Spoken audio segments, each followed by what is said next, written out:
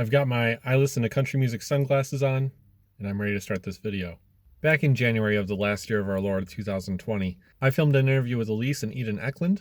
They are comedy musician YouTubers who have a lot of insight, I think, into what you need to take seriously, what you don't need to take seriously when starting a YouTube channel. And I held off on the video because I wasn't sure what I wanted to do with it. If I wanted to make it a regular thing to interview people. In the meantime, thank you again for doing the interview, Elise and Eden. I really appreciated that. Just starting out, I wasn't sure how receptive anybody would be to being interviewed, and you were very helpful.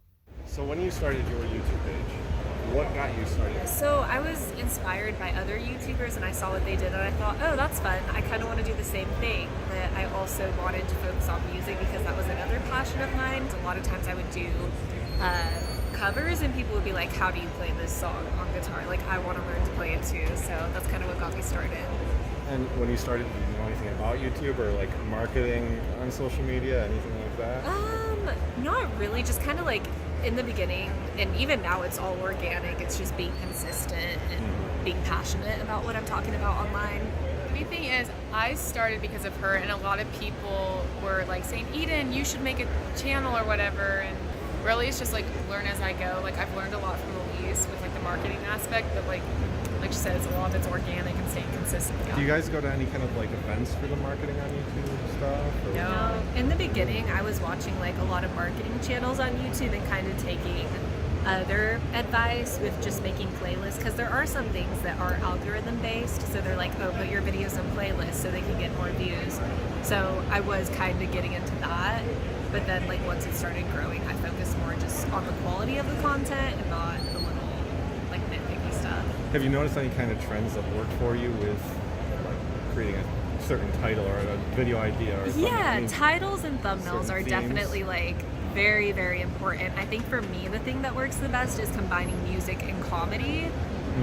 Even though I don't think I'm that funny, people like my more comedic style of videos. So Yeah. Centering my content around the memes is like what I found works for me the best. Of course, it's going to be different for everyone. Yeah. And like she said, like the music, her music stuff does better, and I've realized, like, 'cause I've tried so many different like subjects and videos, all that stuff, but I've realized like my music stuff with like comedy mixed in does way better than like vlogs, or you know what I mean. And it is all about title and thumbnail, so I don't know, I'm still figuring out my channel. So I don't know if I have my one little thing that I'm gonna stick to, so I just do random stuff. Branding wise, I'm just doing me. I mean, we don't really have a plan yet. I think that is the brand, just to be ourselves and have fun while doing it. Yeah, for sure.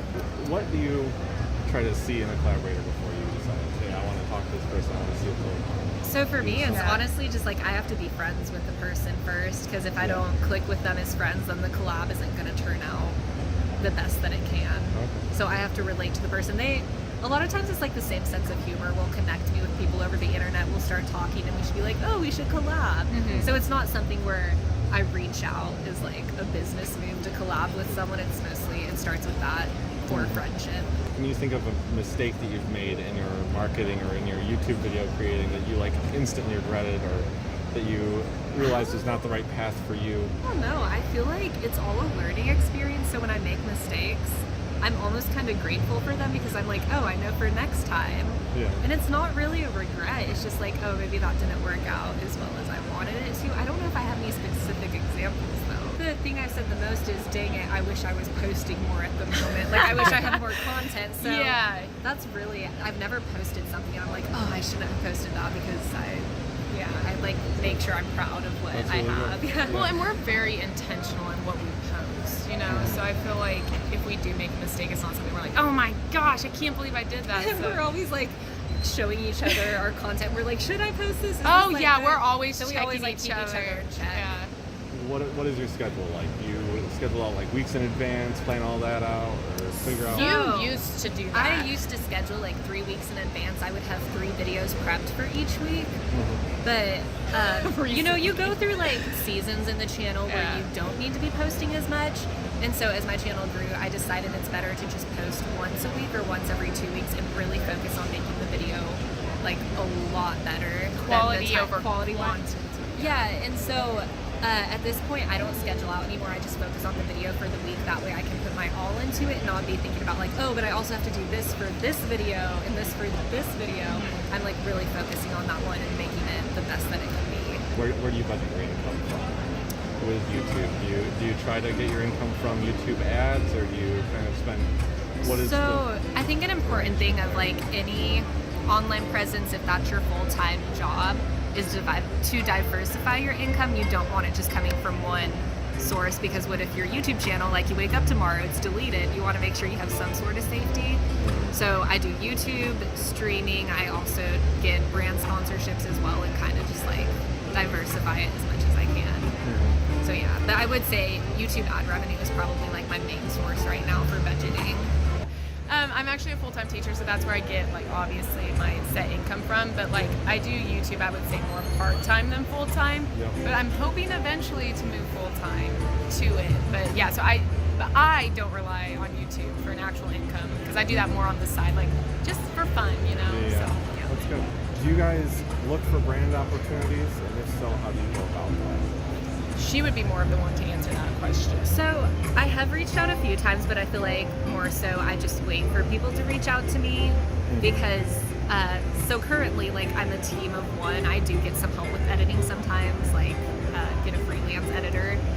But like being a team of one, it's hard for me to have that time to like reach out to a bunch of different brands, because I want to focus on my content. So, but definitely the idea in the future is to get someone who can help me start reaching out to more brands. What got you starting a merch line, and how did you go about that?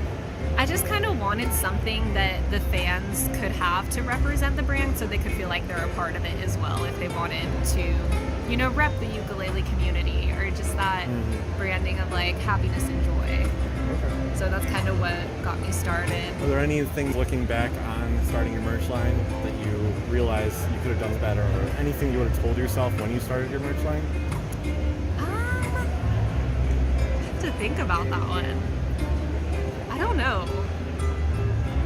You didn't really promote it on like all social media platforms, I feel like, and maybe you could have that done is that a to be a little thing. bit more successful. I feel like I just kind of announced it in an Instagram story, and I didn't really like make a video about launching the merch line or anything. It was just kind of like low key. I probably should have hyped it up more from the marketing aspect, but it was just kind of like, that was also when my channel was a lot smaller, so it wasn't well, when I started it, it wasn't my full-time job yet.